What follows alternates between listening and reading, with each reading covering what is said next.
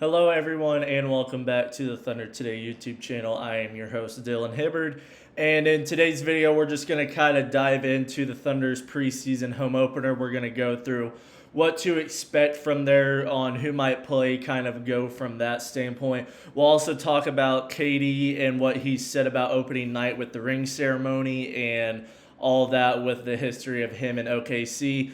And then at the end, we'll talk about a trade that was never even in the Thunder's idea, but could have been a really big blockbuster that people thought the Thunder were doing, but it just never turned out to be that way.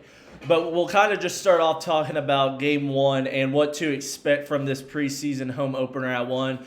Tonight will be the preseason home opener for the Thunder. They will be facing the Charlotte Hornets, who they played back on Sunday. So another look at the Charlotte Hornets, we should expect to see a lot of their same guys out there. And kind of what we need to see from the Thunder is who they might run out there. The last game against the Mavericks, the Thunder, the only real guys that are going to get a lot of playing time on this Thunder team that were out there for the Mavericks game was Case and Wallace.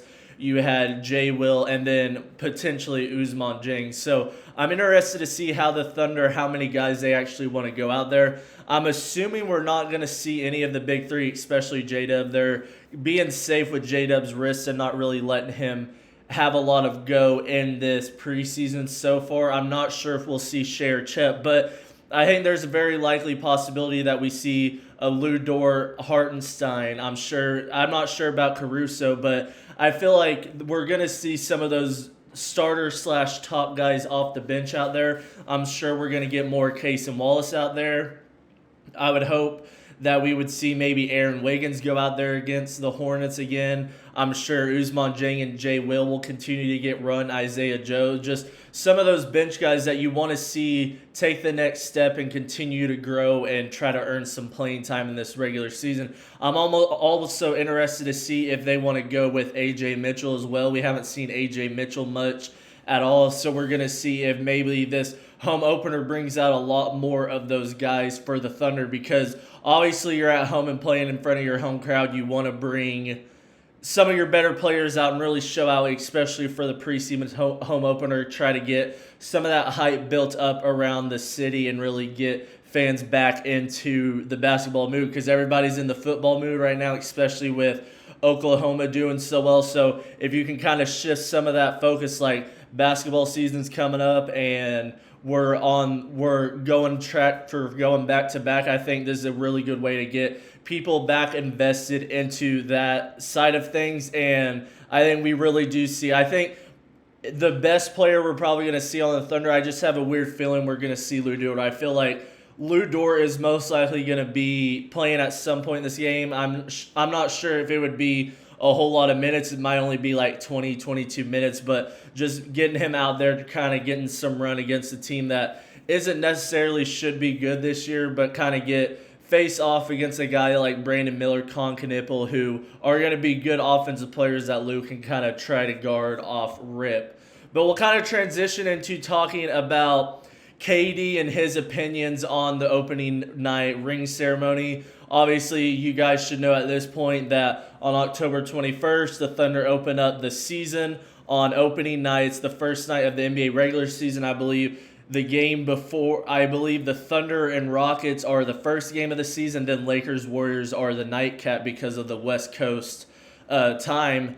But OKC and Houston starting off the season, and KD, obviously the big history with OKC, leaving him and all that. So people started asking him how he feels about being in there for attendance when OKC will get their ring, raise that banner up. And he said he's not really happy or sad about it. He's not happy about it, obviously, because he knows that people are going to boo him and they're going to shove it in his face that they got it without him and all of that. But he's also not sad about it because he's talked about how he already has 2 championship rings and that it was over a decade ago, so people should move on from it. But he's not sad about it because he has 2 of his own. So he's saying hopefully they don't try to put too much on his side of the things and they really just focus up on the OKC and the actual ring ceremony side, which I agree. I don't think we should really be trying to push this having the camera on KD most of the time during this ring ceremony. It should be focused on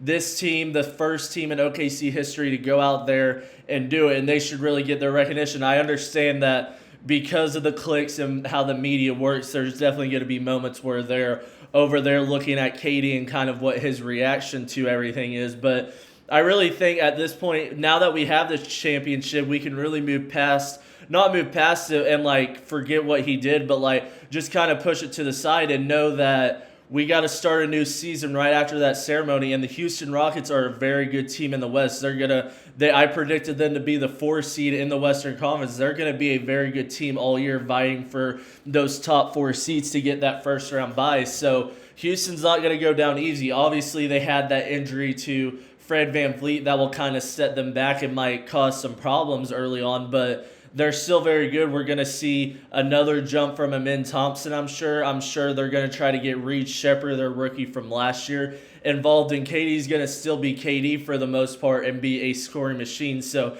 it's going to be interesting to see if the Thunder want to go the route of, I'm assuming Lou Dort or J-Dub would start on KD, and you kind of go from there. You obviously have your Carusos, Case, and Wallaces that you can kind of mix and match around with that, maybe even an Aaron Wiggins at certain points in the game. So it's going to be a very fun time. I can't wait to see what the rings look like. We're almost there where we finally get to see what these OKC rings look like. I can't even imagine what they're building up. I'm sure they already almost have them pretty much ready, and it's just going to be a fun night, especially for opening night, having a big marquee matchup against the Houston Rockets and possibly being able to go 1-0 with a very good win off rip would be massive for this team. But we'll kind of transition and talk about our final subject, about how rumors and news came out about how Giannis really, his biggest destination where he wanted to go if he was traded was the New York Knicks. And that was big news because if the Knicks were able to get Giannis, that means they could have potentially had a trio of Brunson, Giannis, and maybe even Karl Anthony Towns if they were able to get out of that without giving up Cat. And it came to light that Mark Dagnall came out and said that the Thunder were never interested at one point to go out for Giannis. They were never hypothetically thinking about possibly trading Chet and some picks, or Chet blah blah blah and picks for Giannis. So it's kind of surprising to see that even if the Thunder were, say they lost to the Nuggets in round 2, that they were never, obviously that might have shifted if they didn't win it, but I feel like the way he said it and how confident about he was